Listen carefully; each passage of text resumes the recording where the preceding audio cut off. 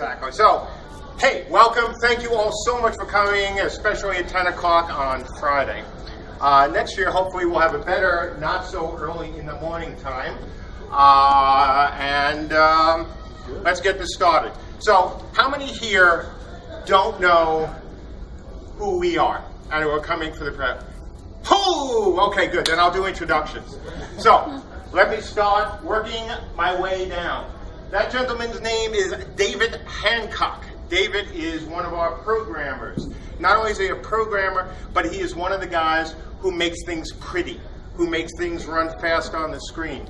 This is a guy, so, come on.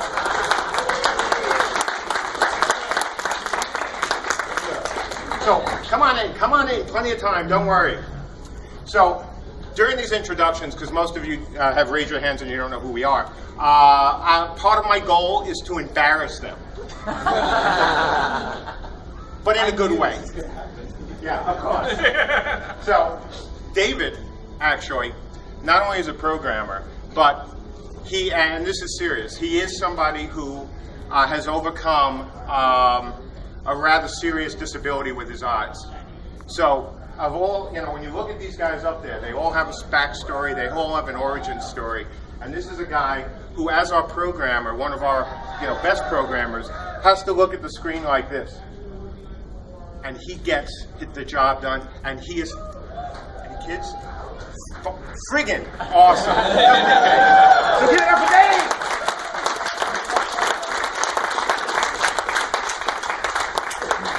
So the person sitting next to Dave, her name is Michelle Davies. And Michelle is our lead concept artist. Her origin story is pretty cool too. So, a few years ago, this woman, at the age of 23, tried to get a job in the industry. She had not yet worked for any game company. And for some reason that I still don't understand, nobody would hire her. So what did Michelle do? She moved to South Korea to teach English there, thinking that because South Korea makes so many MMOs, that she would be able to get a job there as an English speaker. And she is not Korean. She has no Korean family. She grew up in Pennsylvania, and a part of Pennsylvania where I don't even think she knew what bulgogi was. Yet she moved to South Korea to get a job. How awesome is that? Think about it. 23, no family, no relatives, doesn't speak Korean, moves to Korea to get a job.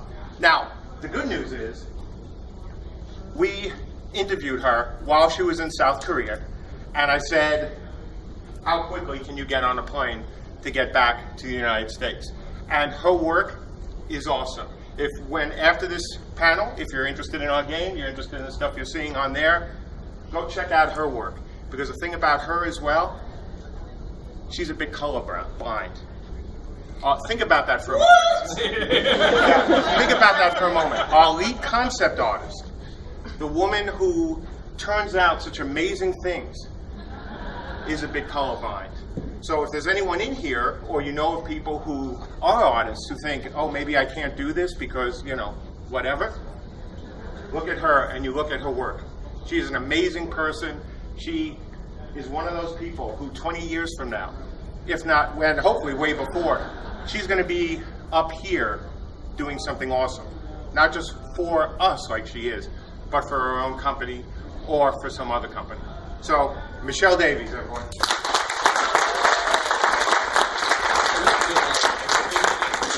If you watch Michelle's live stream, watch her work on concept art, it's just fascinating to watch. So, skipping the dude in the middle for now, bald guy. See, I can say that because, I'm trying to catch up. I had hair before I got in the games industry. No, he's lying. He had hair when he came to work for me. So, his name, Brian Green. He has one of the best handles in the game industry. Psycho Child. His origin story is he was an Iowa farmer who went on to captain the start. Oh, wait a second. But actually, he is from Iowa. So, half right. He's one of our senior programmers. Brian's story is kind of cool, and not the bad, sad kind about, the 70s movie that men are allowed to cry. Brian, he, many years ago, took over a game that was one of the most important games in the history of online games. It was called, and is called, excuse me, Meridian 59. How many people here know what Meridian 59 is? Okay, so Meridian 59, for those who don't know it, was an online role-playing game, MMO, that even though games like Ultima Online are, thought of, oh, this is the first MMO, except if you go over to the WoW crowd who go, I never heard of that. WoW was the first MMO. Come on, you know it's true. That's why they're lemons. Ooh, but Brian took it over and started, and really did a res spell on it and did a great job, in keeping the game running, improving the game. And this was a game that really was one of the first to establish that there is a market for people, there's a market for games made by people like us, for people like you, and for us who also play the games. So, Mr. Brian Green.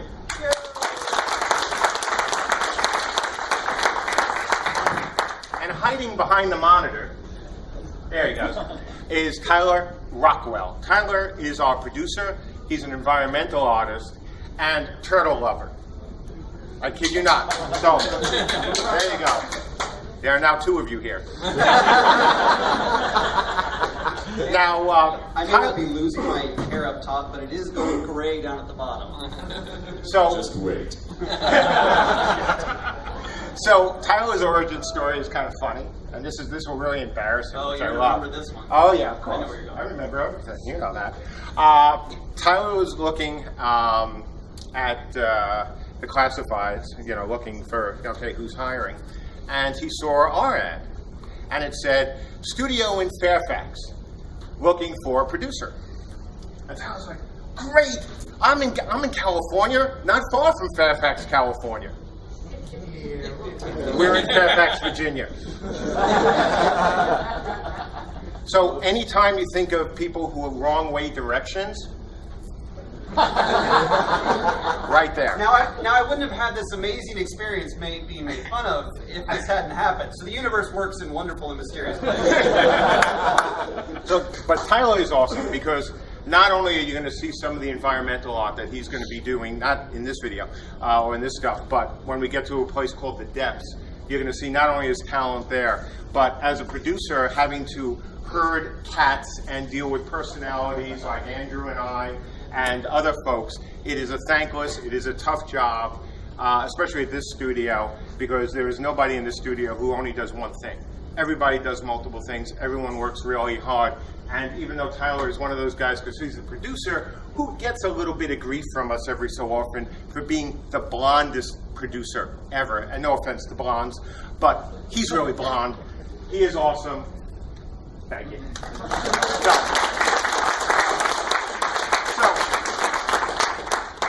last and certainly not least, I want to introduce Andrew Meggs. Now I'm going to embarrass the hell out of him. So, Andrew not only is the co-founder of the studio, not only is he my business partner, not only is technical director, lead programmer, he is a guy who has an amazing amount of heart.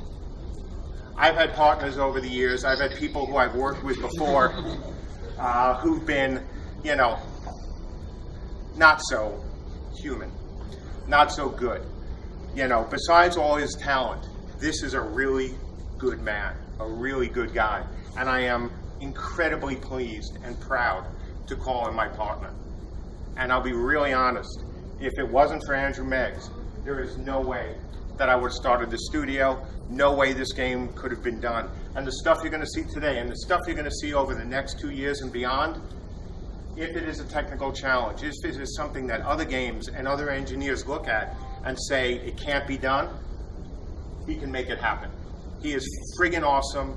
He is easily, of all the programmers I've worked with over the last 30 years, this is the guy who I would take #1 in my draft every year. I am so grateful to have him as my partner. So, Andrew Meggs.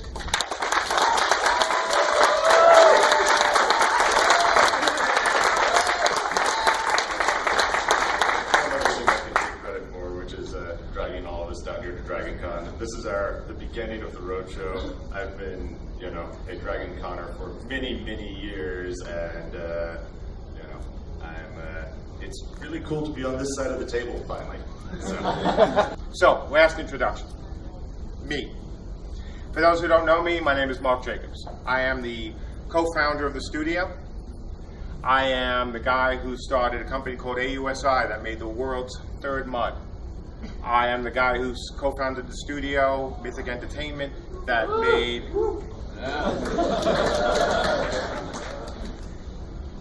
who made over 20 games, including Dark Age of Camelot, Warhammer Online, Aliens Online, Godzilla Online, making online games when people didn't care about online games. So now I'm getting to work with these guys, that guy, to make this game. And so for those who don't know what the game is, we're going to start this again, turn down the lights, somehow, Ethan, and turn on the sound, and start this video from the beginning. And this is going to be a 4-minute piece on Camelot Unchained.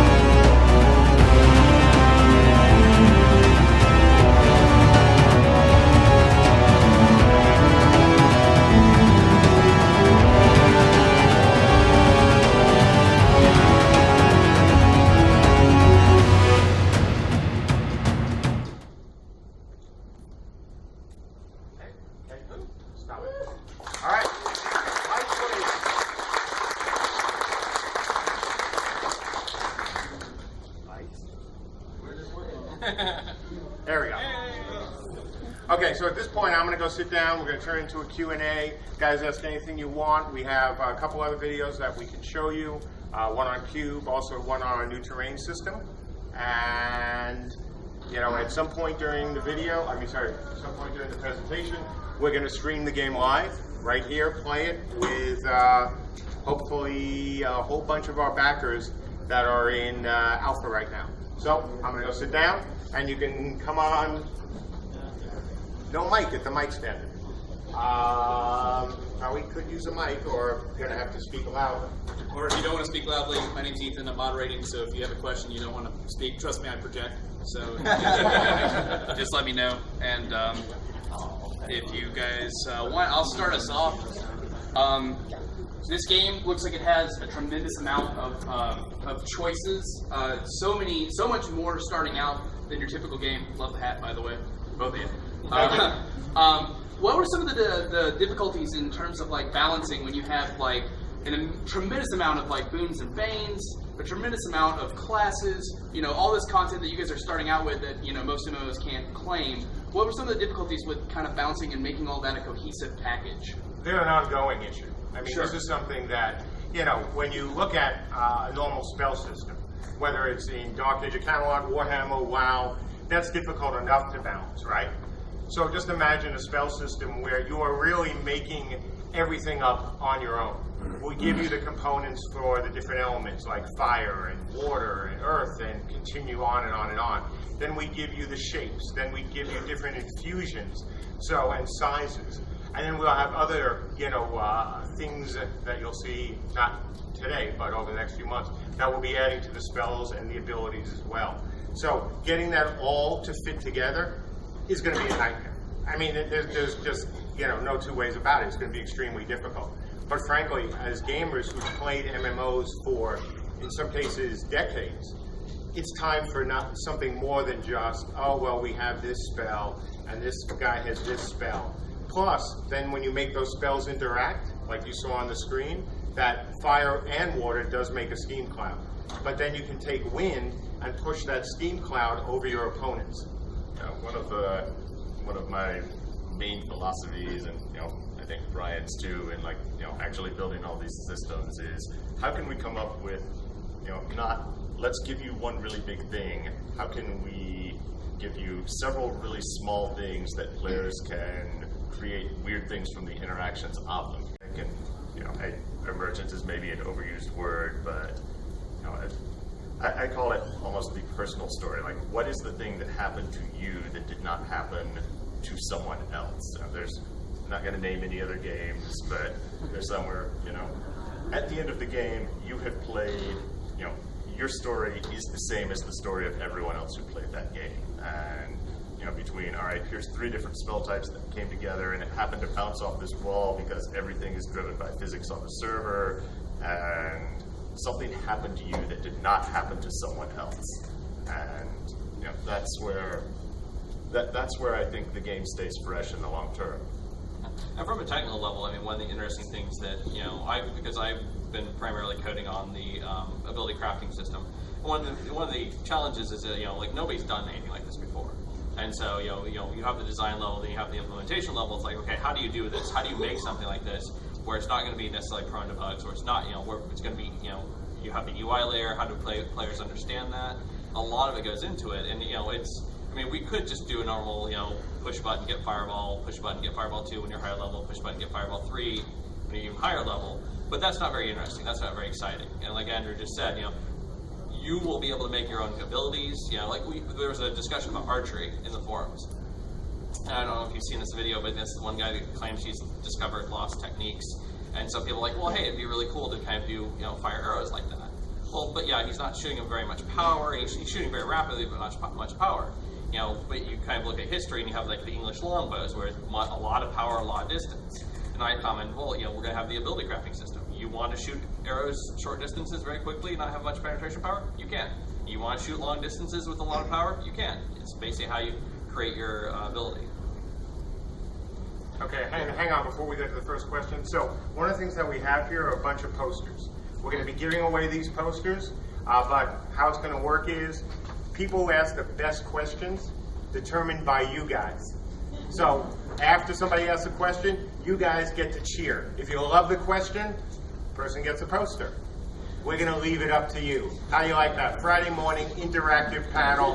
You guys are going to be deciding, and we're just going to sit back here and watch. No pressure, guys. Yeah, exactly. And then at the end, we also have a large sign poster that's going to go to the best question. So whoever asks the most awesome question or asks it in the most awesome way, okay, we'll get a poster that was signed by every member of the studio. So, guys, gals, it's up to you now. You had to say that right after I No pressure. Well, I've been playing Deox since the first drop. I've played through all of the releases, and I love it. But I know that this is like a whole new kind of system. But looking at it, the friends of mine in my guild, we run stealth zergs all the time. Right. Every once in a while, we'll do a busy group with a bunch of casters. So how is that is there gonna be any kind of limitation on what kind of grouping you can do, or is there gonna be any kind of limit on what types of members are in the groups? Well, right now we have no plans to limit the type of members in a group. Actually, that is we really run absolutely counter to the philosophy behind the game, right? We'll probably need a healer. Yo. It would be bad. So, that's number one. Number two, in terms of whether there'll be a limitation on group size, is that what you're asking as well? Yeah, I mean, is there going to be like, okay, you can only have 8 for this, you can only have 15 for this? That is something we're talking about, and we're going to talk to our backers about. We're not coming in with a preconceived notion of, nope, it's got to be 8, or nope, it's got to be 10. Because frankly, trying to determine what is the ideal group size before you have all the classes in the game, before you have all the abilities in the game, trying to determine and say that, well, this is going to be whatever, would be kind of dumb. It would be really dumb. And we'll all make mistakes, but hopefully we're not that dumb. And just to kind of reiterate what Mark's talking about, we have forums where we have our backers. So if you back the game, you get access to the forums, and we live there. Yeah. I mostly live in the bugs forum, so I can report bugs. But we listen to feedback. There's a suggestions forum, there's a bugs forum, there's a general discussion forum. If you feel strongly about something, get in there, talk. As long as you're respectful to other people, we love discussion. We love hearing all the different viewpoints.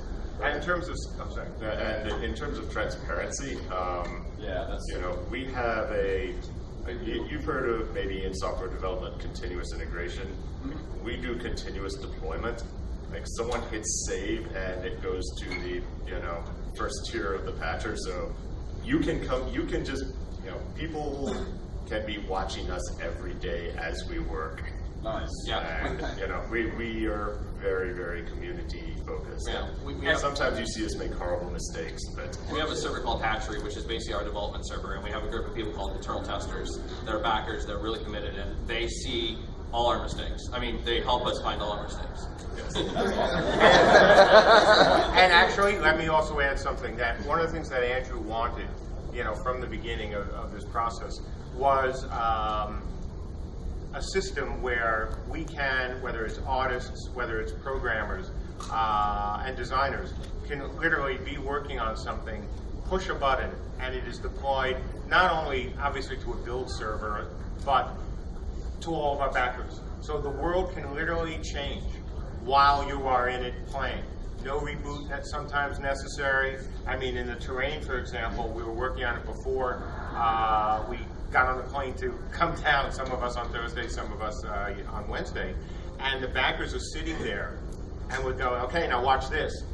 Stuff changes. Stuff keeps changing. I mean, can you think of a game where you can do that? Where you can literally change the world?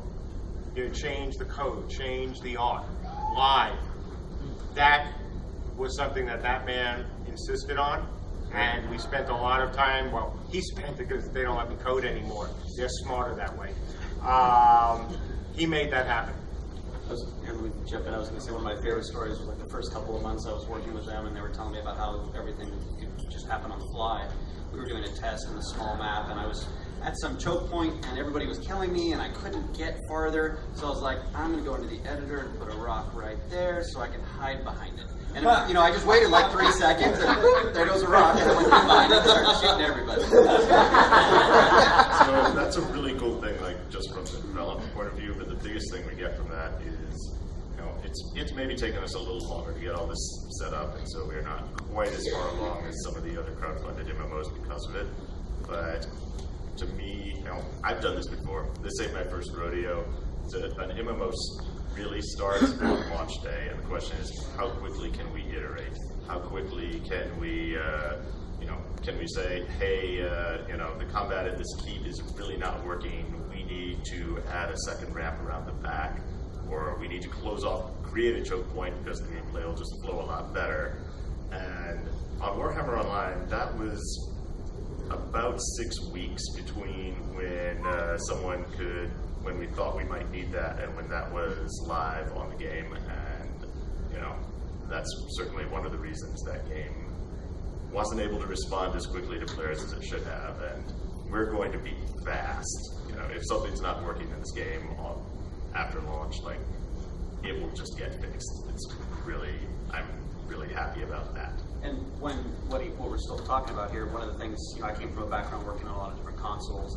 I would sit there and I would update a texture, and then I would sit and wait 3 to 10 minutes for the build to build itself. Then I'd have to go fly through the world, go find that one texture in that one room in that one building, go look at it and go, okay, I guess that's good. And then if it wasn't, I'd start the whole process over. Now I can just hit save and wait 3 seconds and boop, there goes the texture change, and I can, print screen, compare before and after. It's really fast for us to develop the game at this point. So what was the original question? The original question was about cell zergs and limitations. Does the guy get a poster?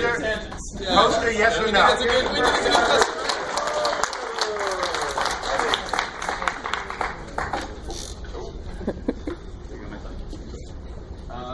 I saw your hand first.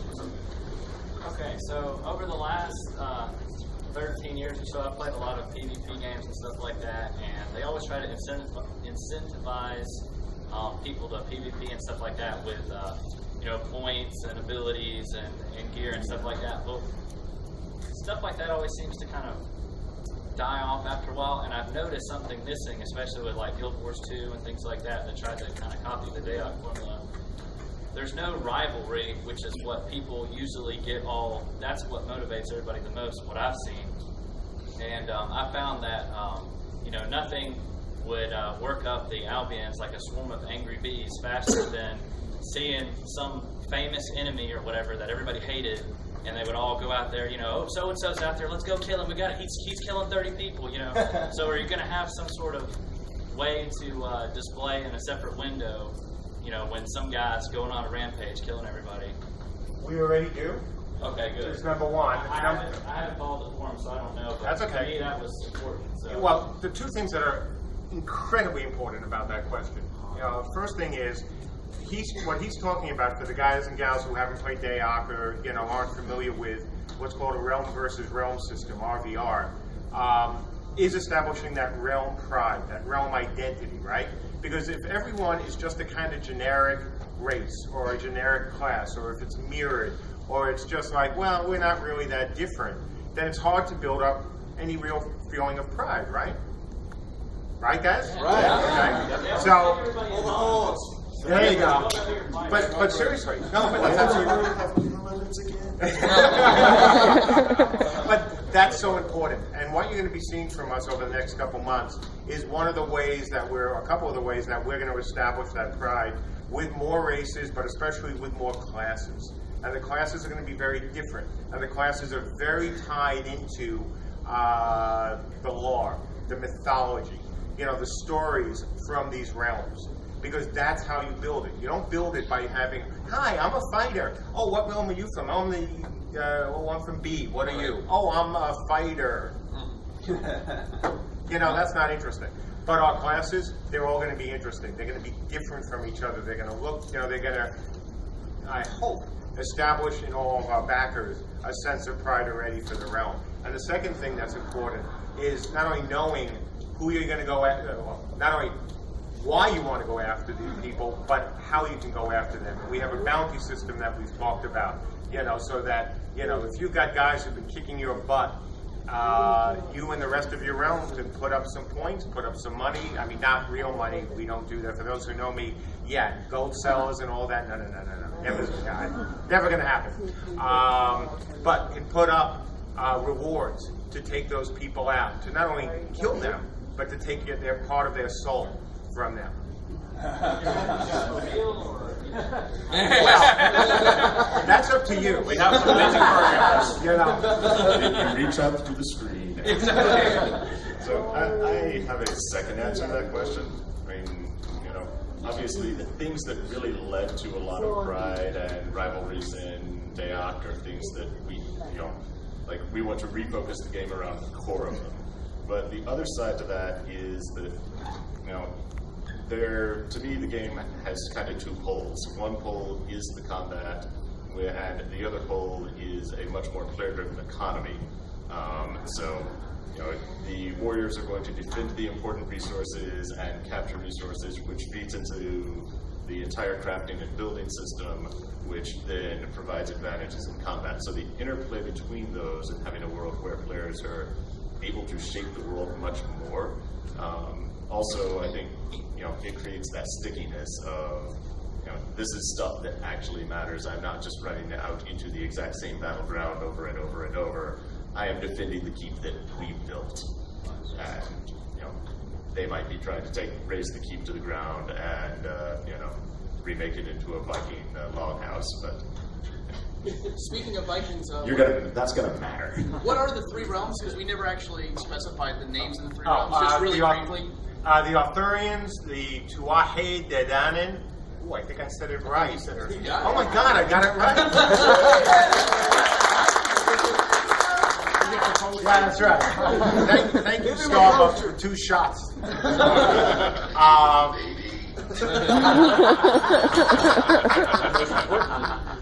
And the Vikings. Not anymore.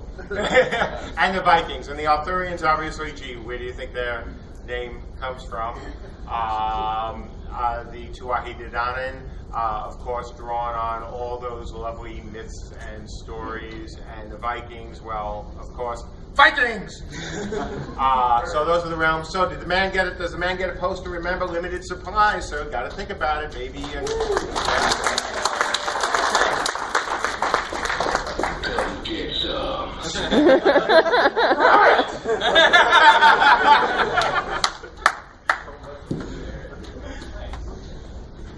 I've asked you on this side, so I'm going to move over to this side. The guy doing yoga here. Yeah. Which guy? In black. He had the full stretch going. All right, go ahead. All right. Here's an interesting idea that I was curious about. Are you going to be trying to make dynamic races, like being able to combine 2 races, like being half elf, half dwarf, right. And also maybe race effects, like being a vampire or a werewolf? So the first answer is no, not a chance. Sorry. In terms of the second, could we have a werewolf or a shifter? The answer is I've had them in other games. I like the concept. We did a story about a shape-shifting race called the Puka. So it's certainly that is possible. But half elves or anything like that, no, not in this game. So poster, yes or no? Everybody's going to be nice. We're going to be out of them in like 15 minutes. No, sorry. So just one interesting anecdote on that. Like we actually started out in the vision was we're going to have a classless system, and let players mix and match things. And what we really found from especially a lot of the people who had played Dark Age was their identity. They wanted that identity template to say this is who I am, not just well, this is kind of like my meso points in where I put them. So, being able to just say, I am a warrior, I am an archer is something most people came back and said they want. And again, we like to hear what our backers want. You good? Next. You're right there. So we've seen a bunch on customizing abilities, combat abilities, and whatnot. Right. Are we going to see that extend to the crafting and building side of things? Absolutely. Can you give some examples of how that's going to work? Sure. Actually, Michelle, why don't you talk a little bit about the armor system and the sort of pieces that you and Sandra have been working on? Well, what's interesting about, say, our armor system is flexibility and how you want to build your character. So if you want to wear a cloth glove on one hand and the other. You can to kind of tailor your points and you know where those pros and cons are. And also like look-wise, we're also going for something more practical, like a little less like death clap gold proof armor, and to assist the game design and whatnot. So I don't know what else. That's a good start. Okay. Jump more on it. Yeah, go ahead. One of the things we were looking at that is trying to figure out how to make the crafting system work with a small number of people in the team, because we've got a very robust crafting system, and part of it is based on what materials you make anything with. So your ability to use a specific material is something that you learn as you progress through the game. But with that being said, once you've got a lot of different materials that you can use, you can take the same blueprint of a sword, let's just say, and pick the different materials you're going to use on it, and the outcome of the sword will look different based on, granted, your skill level, but also just the materials you use. So when you're running up against this guy who's coming at you with a big battle axe, and it's made from something that looks very black and shiny, you might say, oh, that's like black dragon bone or something, whatever material we've assigned that as, and then your version might be purple, could be from some like crystal element or something like that. So all the different systems have all these different materials that you can kind of make your own thing, and then on top of that, we have tinting on top of that, so if you want to kind of mess with it after the fact. And a lot of this has gameplay effects too. Like one of the things, like Michelle said, you can wear different armor pieces on different body parts. This is important because our combat's going to be body part targeted. You might say, I want to do a lacerating blow against this guy's arm, and if he happens to have very leather armor on his arm, that might affect him a lot more than if you try to target his torso, where he's wearing a metal breastplate. And different metal will have different gameplay effects as well. So it's really complex. The general philosophy of we're not going to make 1,000 things. We're going to make 100 things and let the players put them together in 100,000 ways. Exactly, and that's the important bit, is that we're going to have a limited set of different pieces which you can then customize, not only by the metal you put in, but other infusions, just like the ability system. And this will apply to the buildings as well in the world? Yes, sir. Awesome. Okay, Thank you. poster, yay or nay?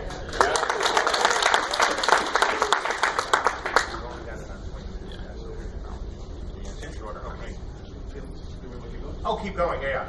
What we're saying is, since we're starting to come down to the last 20 minutes, I'm going to make sure that I try to get my answers shorter. We're going way in the back. Oh, me? Yes. I'm from Jacksonville. Okay. So, hi. Hi. I'm asking for my son who is at work.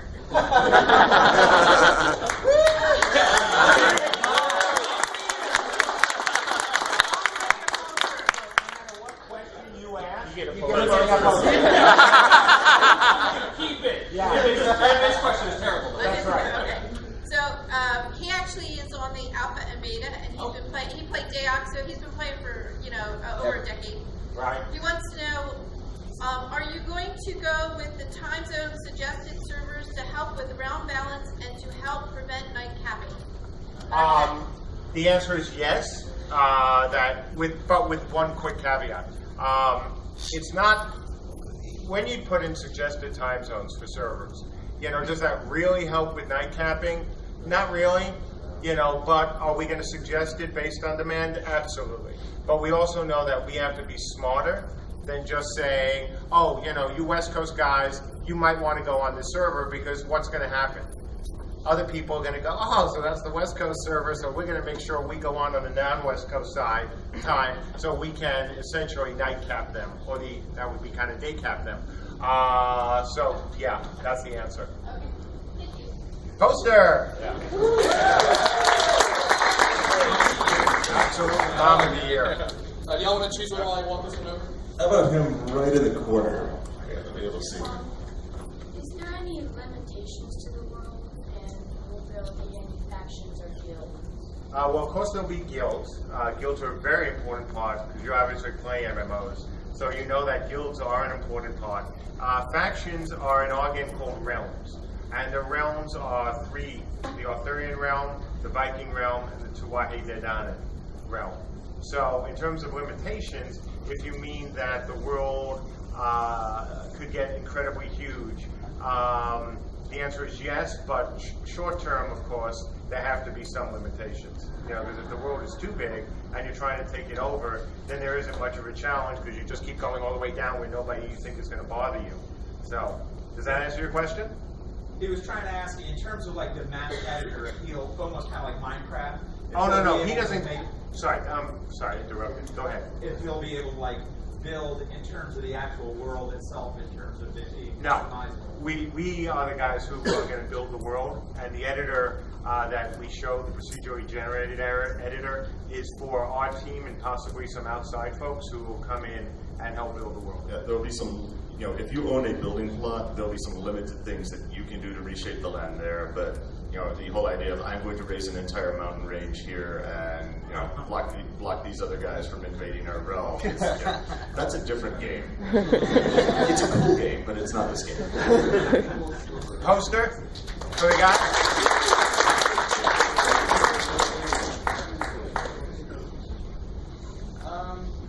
I see handshaking right there. What's that? I played Dark Age back in the early days, and one of the biggest frustrations for me as an Albion armsman was to see that group of Hibernians come in, and someone would say, "Go kill the priest," and I'd go charging in there. And to quote one of my guildmates, the three Lurkeens would start to sing Kumbaya, and I was dead in about 4 seconds. And I would say, you know, those damn PBOEs should kill their own friends. I play Star Wars, and I play a sniper, and my companion goes in, and I throw a hand grenade, and it kills 5 of them, and she just stands there. Is that going to be part of your game, where your AoEs affect your friends? So, in terms of damage, you know, because are you talking, when you say AoEs, are you talking both healing let's say he charges up there as a fighter, and I'm a mage, and I go fireball. Okay. And it's to damage the 6 of you. How about him? No, there is no friendly fire in this game. Okay. So, you know, that is a way. In some games, it can work well. In other games, it can be used, as you know, for some serious griefing, as well as serious party anxiety because somebody is doing the dumb. Because if the mage is known for hitting people, like, oh, this class has a bunch of AoEs, then nobody's going to take that class if it's going to be a liability. So yeah, AoEs for healing, yes. Damage-based AoEs, friendly fire, no friendly fire in this game, at least in the main game.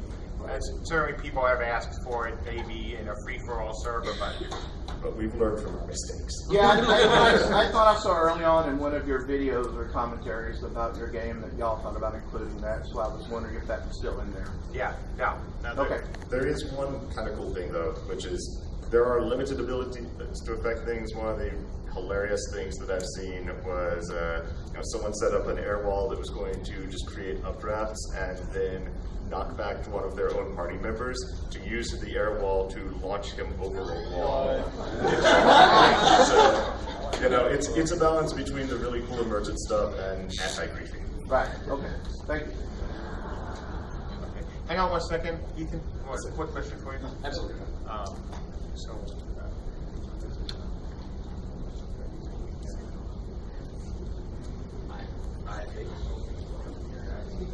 if somebody says something, I'll be like, I'll back you guys. Okay, cool. All right. Okay. Ethan, next question. Do I get posted? Sorry. Yes. A fair question. Another good one. Let's see. This guy's got 2 hands raised. He's standing right next to me. I feel like I got it. Oh, noble gods of the realm! I come from another realm called Guild Wars. But yes, the only gameplay in Guild Wars is Zergin. What methods do you have to keep your realm fresh? Deodorant, cologne. It's really involved. Stuff like that, we hope. No. We don't reset who you're fighting against every 2 weeks. So the challenges will stay much more meaningful and long-term. And he's right. I mean, look, this is a very different game than Guild Wars 2. I mean, most of us here played Guild Wars. I thought it was a great game. I actually enjoyed it for what it was. We're trying to do something very different here. So in terms of the whole zerging and soccer field match where, you just have groups of people going after groups of people that, they go back and they go forth, and it just doesn't feel really good, especially when they do it in zerg balls. We're not doing that. We've been very clear from the beginning of this game that if everyone in our game feels like the only way to achieve anything is by zerging and running around like that, then we failed. We failed as designers, we failed as programmers, we failed as, the leaders of the project. So, we want our people to have lots of options, whether it's for a small group to go after a mine or a slightly larger group to go after a structure, or even a larger group occasionally to go, after big targets, where we have the islands where the world is really split up, so people are heavily incentivized not to work as a Zerg.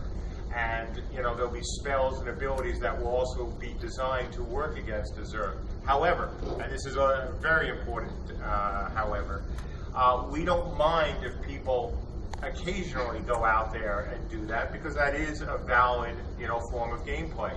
But the key is, and this was something that Andrew and I talked about a lot, it shouldn't be the preferred method of gameplay. Because if it is the preferred method of gameplay, look, everyone here is a gamer. How many of you, if there's a preferred, easier, more effective path to achieve something, how many of you will do it? That's the challenge, to make sure that it isn't the preferred manner, mode, way to succeed. And if we can do that, it will work beautifully. And on a technical level, one of the things that we've talked a lot about is we're using physics, a lot of physics. And so we have collision detection, that works on the client and the server side.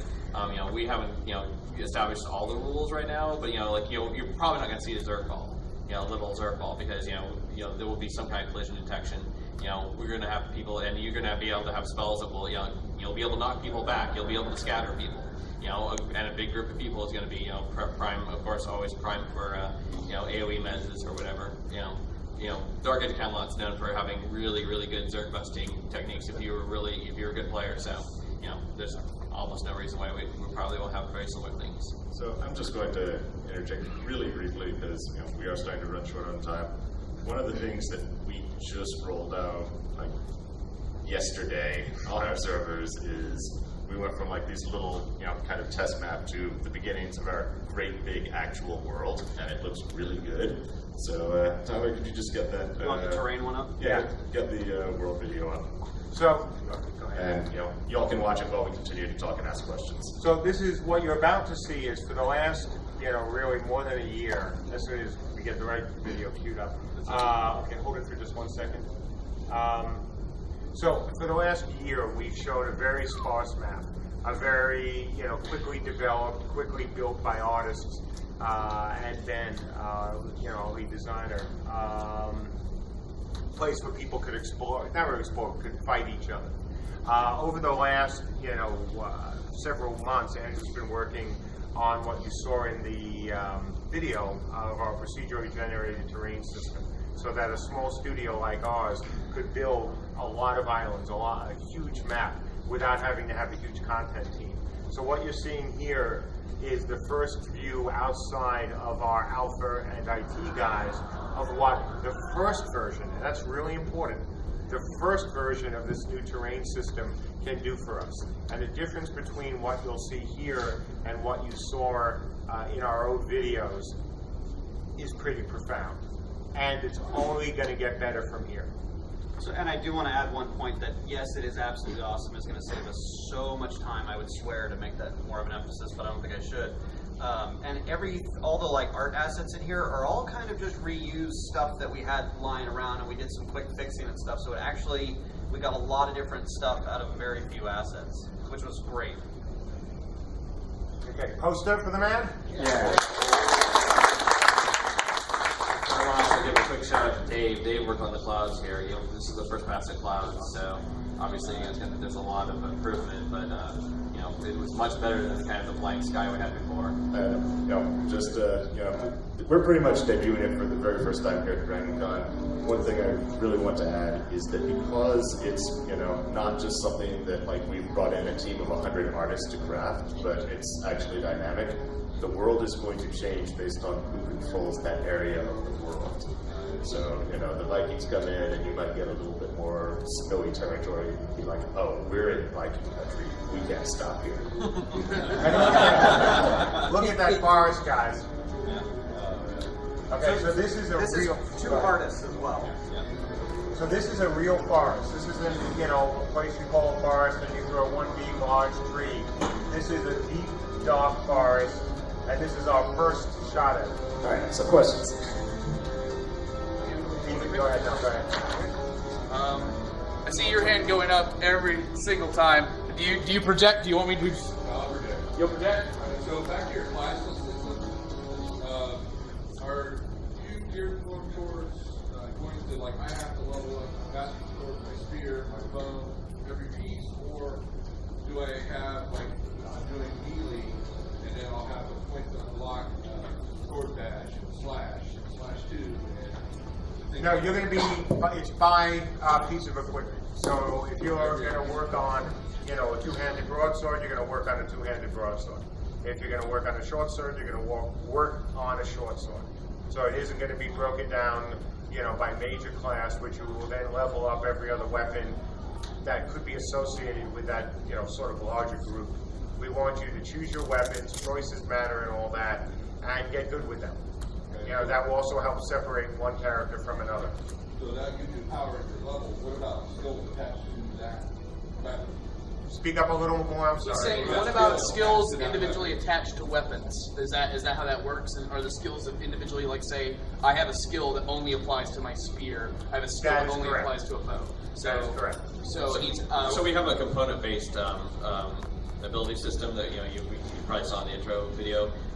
And basically, as you get proficiency with your weapons, you will unlock other components. So you will have your primary component of sword, spear, whatever. For mages, it'll be the elemental type, and then you have a secondary like lacerating blow or devastating blow or whatever. And so, as you unlock proficiency with a weapon, you'll get more of those components. You'll be able to make more of those types of abilities with the components.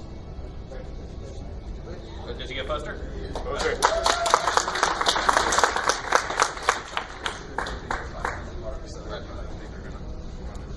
Okay. So you guys want to take the last question? We probably have time for one jump to the country.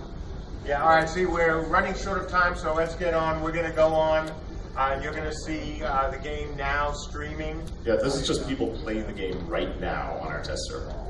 Okay, so what we're going to try to do, since we've got, Talon's going to get us booted up, we're going to try to answer every question that we can very quickly.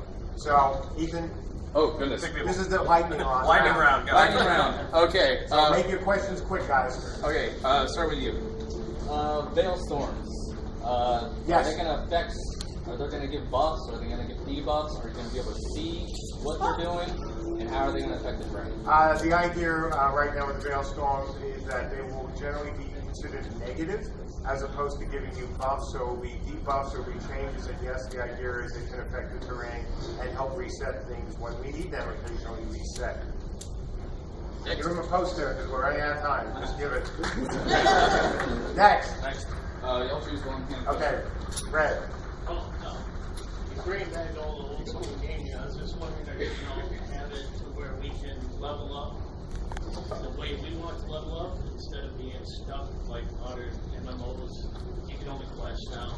You can't go out and kill 100 of these monsters with your friends anymore. You used to be able to do it day out, with 100 trees. Right. It's all about leveling through RBR. It's all about picking your own skills. There are no quests, in the traditional PvE sense in this No game. one wants you to kill 10 rats. Yep. It's all driven by interactions and fighting in battlegrounds with other players. Yep. It's all about killing 10 of 30. Yes. It's PvP for leveling. There'll be the PvE with like crafting and in the depths. But the only way you can level your character is by killing other people. That's it. Poster. Next. Dave. You were talking to somebody earlier about not being able to know what you need to defend against for a keep. assault. Right. Is there any mechanic that you guys were thinking about of having a scout be able to see what type of equipment somebody's carrying forward? Information. Absolutely. That is Information is power. I mean, that's kind of our truth in almost every PvP game. You know, being able to get information. Good. You back. I played Day Out for a long time, and I missed the Kickstarter for this. Is there any way to get in on the alpha or beta now? Absolutely. Store.CamelotUnchained.com. You can buy any of our tiers that are available to the builders. They'll give you everything from access into the alpha to the different stages of beta. You're welcome, sir.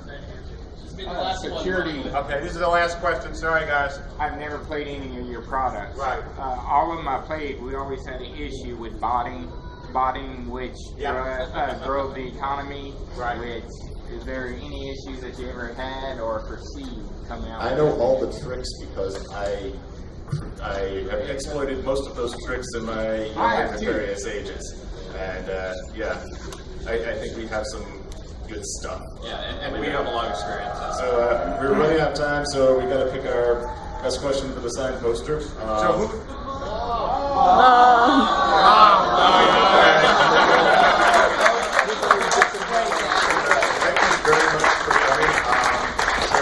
We love our backers, we love our fans. Come to the Pulse and drink with me, and I'll say many, many more things. We actually have two signed posters. So who's number 2, do you think, guys? That guy. Gilmore's.